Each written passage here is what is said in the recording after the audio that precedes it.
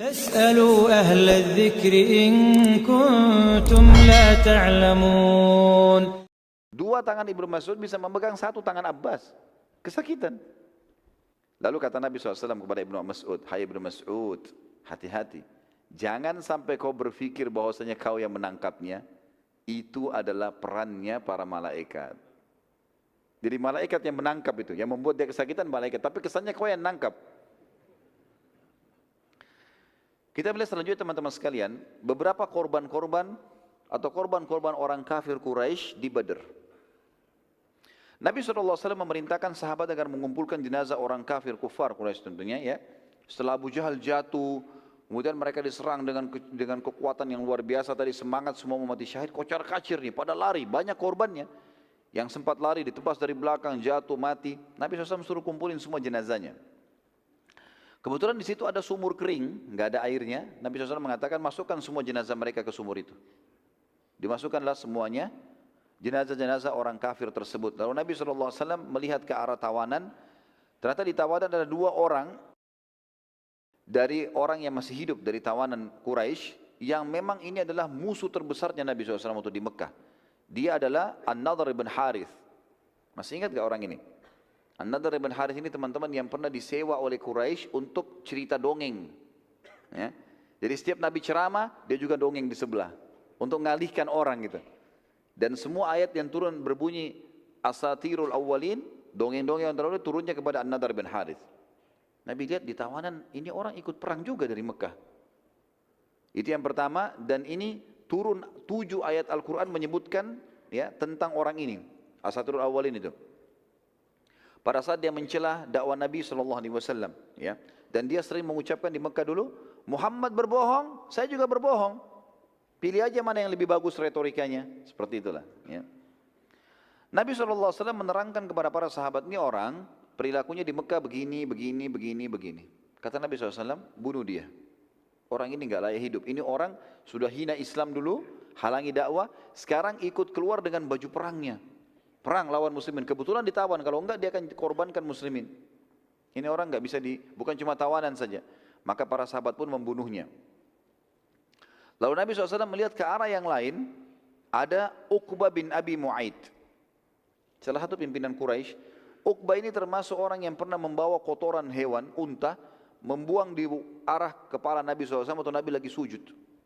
Kotoran unta, kotor sekali, jorok ini, bau enggak benar, gitu kan. Sampai Fatimah datang dan membersihkan badan Nabi SAW dari kotoran sambil menangis gitu kan. Yang jelas Nabi SAW lihat orang ini. Lalu Nabi SAW mengatakan, apakah kalian tahu apa yang orang ini lakukan selama di Mekah? Ialah yang telah menumpahkan di atas tubuh dan kepalaku kotoran unta saat aku sedang sujud menghadap Allah depan Ka'bah. Ini perilaku berat ini. Nabi dihina saya sudah masalah. Lagi sujud masalah lain. Depan Ka'bah masalah lain. Kumpul semua ini. Ya. Ia juga pernah suatu hari saat aku sedang sujud depan Ka'bah, ia meletakkan telapak kakinya di batang leherku. Pernah Nabi di waktu yang lain selain numpah kotoran, juga Nabi lagi sujud diinjak lehernya Nabi dari atas. Oleh ini orang ini, Uqbah bin Abi Mu'aid.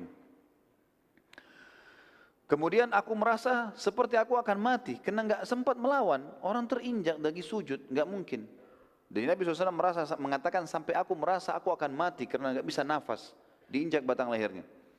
Mendengar perkataan Nabi SAW, maka seorang sahabat Nabi, dan ini kita kalau hidup di zaman itu teman-teman memang luar biasa harusnya jeli.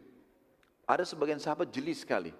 Nabi sering memberikan isyarat, siapa yang cepat dia yang dapat pahalanya. Ya. Jadi di sini pada saat Nabi menyebutkan keburukan orang ini, sebenarnya Nabi sedang menyuruh membunuhnya, tapi nunggu siapa yang mau mengambil keputusan. Seorang sahabat dari Ansar namanya Al-Him bin Thabit radhiyallahu anhu. Al-Him bin Thabit ini berdiri langsung bunuh Uqbah. Sudah tahu ini perintah Nabi.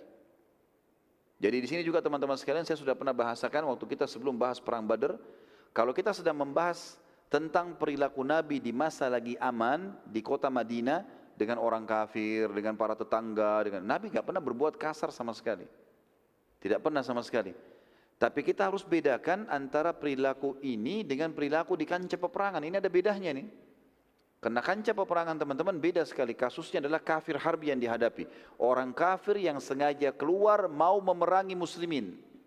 Kalau bukan mereka kalah, mereka akan habisin muslimin. Gitu loh. Makanya perilaku mereka berbeda.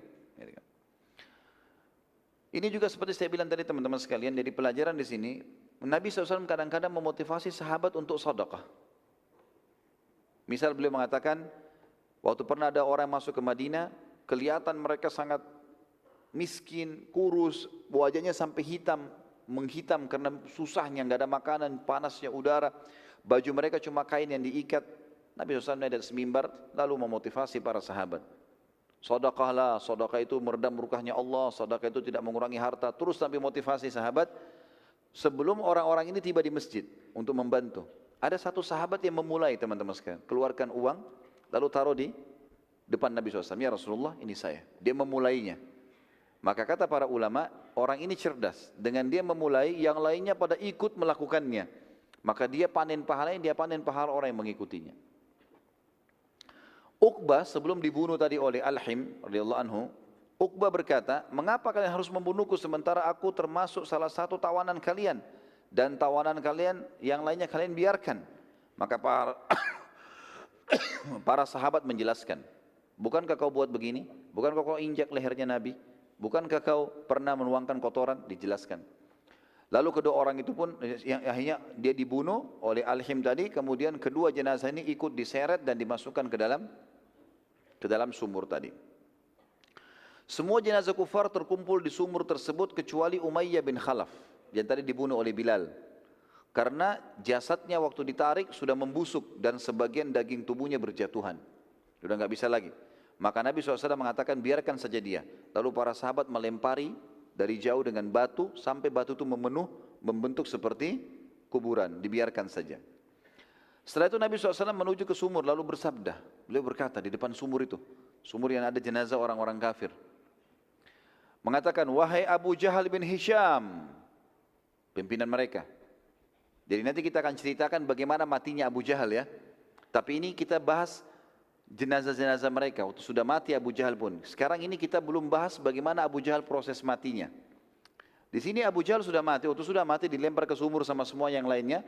Kata Nabi SAW, wahai Abu Jahal bin Hisham, wahai Utbah bin Rabi'ah, semua korban-korban, dan ini kepala-kepala suku Mekah.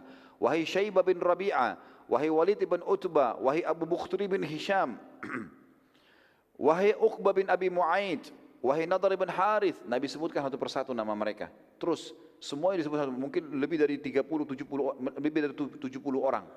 Semua disebutin. Lalu Nabi SAW memanggil mereka satu persatu dan bersabda, apakah kalian sudah menemukan apa yang telah diancamkan oleh Tuhan kalian?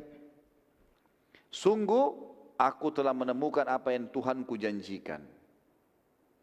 Sahabat diam waktu itu. Umar bin Khattab di sebelah Nabi bertanya, ya Rasulullah, bagaimana bisa anda mengajak bicara jenazah? Sementara mereka sudah membusuk, sudah mati. Kata Nabi SAW, demi zat wahai Umar, demi Allah, ya, demi Allah wahai Umar, sungguh mereka lebih jelas mendengarkanku di saat ini. Khusus saat ini Allah bukakan untukku ini. Yang lain tidak, di waktu ini Allah telah membukakan untukku, sungguh mereka lebih jelas mendengarkan perkataanku daripada engkau mendengarkan perkataanku sekarang. Gitu kan? Tapi mereka tidak bisa menjawab. Dan ini sebuah mujizat yang lain yang diberikan oleh Allah SWT kepada Nabi Muhammad SAW untuk menambah kehinaan orang-orang kafir itu yang dulunya memerangi beliau SAW. Di sini kita bisa renungi teman-teman bagaimana janji Allah yang luar biasa, karena semua pimpinan orang-orang kafir Quraisy mati waktu itu. Semua pimpinan kafir Quraisy yang ikut di Badar mati semua, nggak ada yang pulang. Yang pulang cuma prajurit-prajurit biasanya. Semua pimpinannya puluhan orang semuanya mati, kepala-kepala sukunya semuanya mati. Nanti kita lihat setelah perang Badar tertinggal di Mekah Abu Sufyan, karena Abu Sufyan tadi pimpin kafilah. Jadi dia yang sempat lolos, tapi yang lain semuanya mati. Dengan Abu Lahab, yang Abu Lahab kita bahas di awal perang Badar, dia tidak ikut, tapi dia menyuruh seseorang yang punya utang dengan dia untuk pergi, dan itu sebagai balasan utangnya. Tapi nanti kita jelaskan bagaimana matinya juga Abu Lahab di Mekah, dan mati pas setelah selesai perang Badar. Nabi SAW mengirim berita gembira ke Madinah tentang kemenangan ini. Sementara di Mekah, orang yang pertama mendapatkan berita kekalahan Quraisy adalah seseorang